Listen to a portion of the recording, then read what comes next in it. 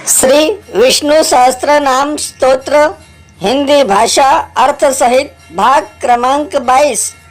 स्वामी वासुदेवानंद जी सरस्वती इनकी अमृतमय वाणी द्वारा प्रस्तुत।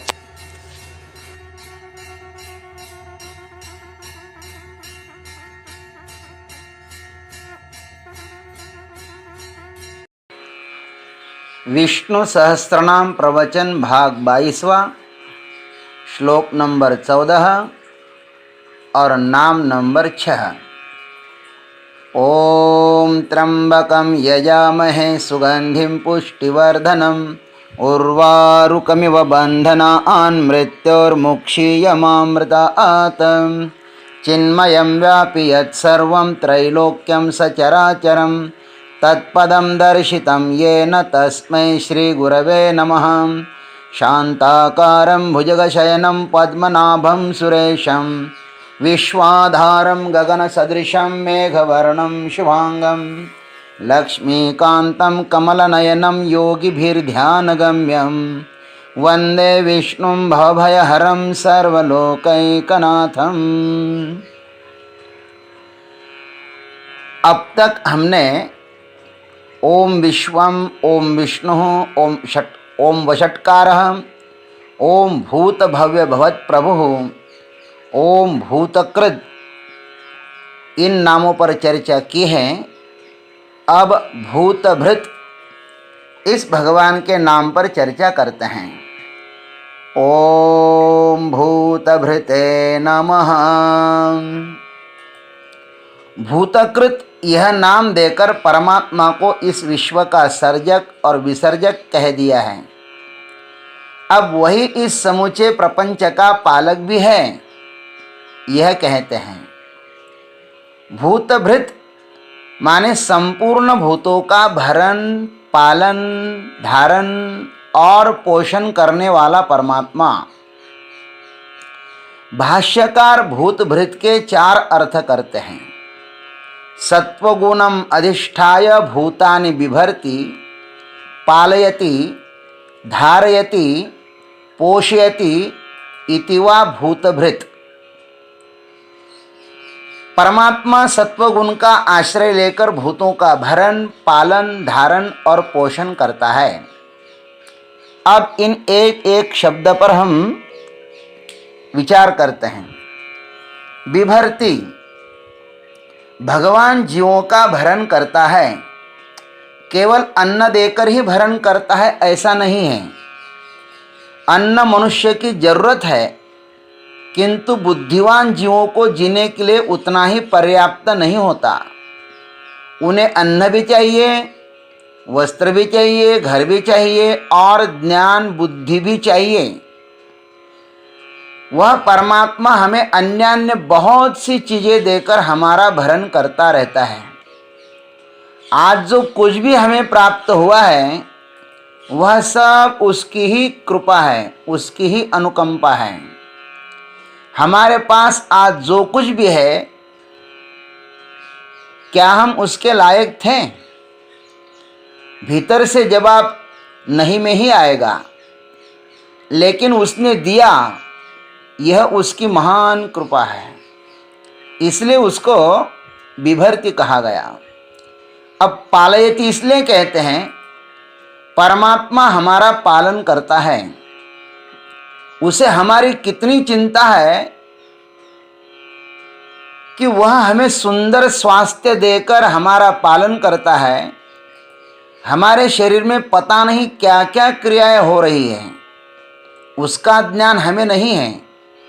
समय पर भूख लगना, प्यास लगना, खाए पिए हुए को पचाना, शरीर में रक्त संचार कराना, अस्थि, मांस, रज, वीर्य, मल, मूत्र आदि बनाना और उसे सतत बहाते रहना, शरीर में सतत श्वास चलती रहना इत्यादि, यह सब उसकी ही आज्ञा से हो रहा है।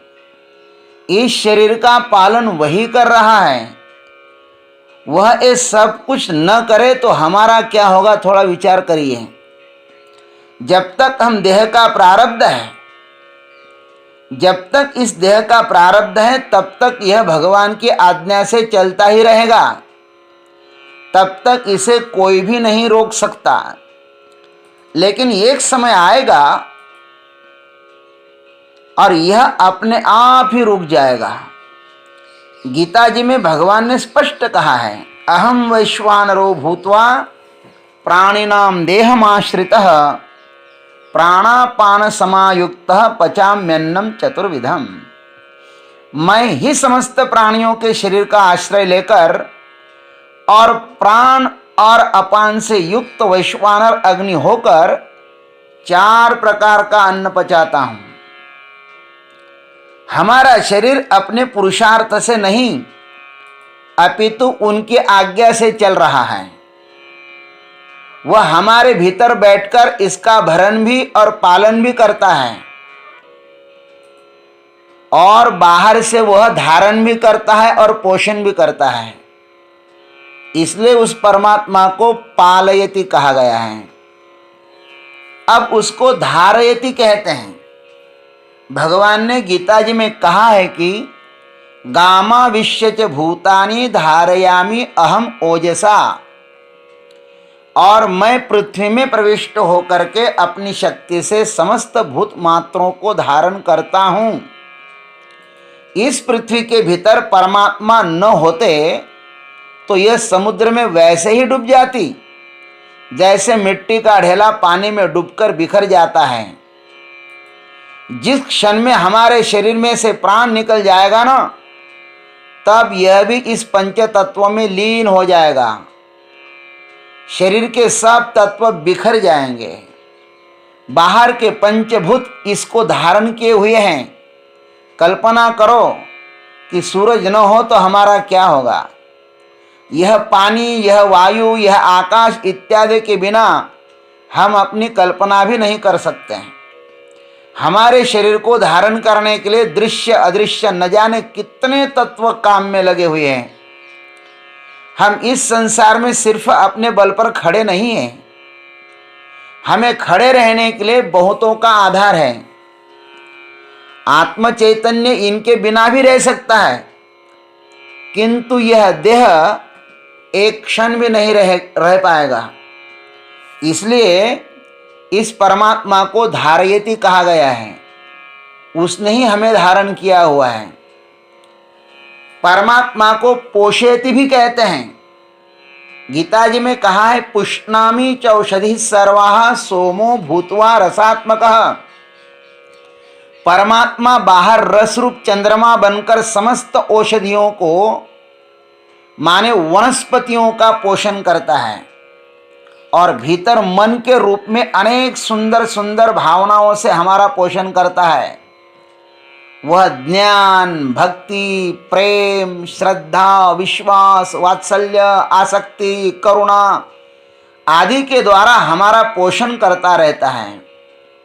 हमारे भीतर जो भी रस उत्पन्न होता है, यह उस परमात्मा की ही कृपा है। जो संसार को उत्पन्न कर सकता है वह मिटा भी सकता है और वही इसका पालन पोषण भी अच्छी तरह से कर सकता है। उसको ही इसको मिटाने का अधिकार है। जो मेरा बनाया हुआ संसार है उसका पालन मैं ही अच्छी तरह से कर सकता हूं और उसे मैं ही अच्छी तरह से मिटा भी सकता हूं। आश्चर्य तो यह है कि जब तक मेरा संसार है तब तक मैं मुक्त नहीं हो सकता। परमात्मा अपने बनाए हुए संसार को पालन करने में और संहार करने में सर्वसमर्थ है। यह जो कुछ भी हम देखते हैं यह सब ईशावास्यमिदं सर्वम है। यह सब परमात्मा का खेल मात्र है। वह परमात्मा भूत भृत बनकर हमारी हर एक आवश्यकताओं को पूर्ण कर रहा है। हम यदि अंतर्निरीक्षण करें तो हमें पता चल जाएगा कि वह कितना अकारण करुणा वरुणालय है, कि हमारी लायकी न होने पर भी उसने हमको इतना सारा बिन मांगे ही दे दिया।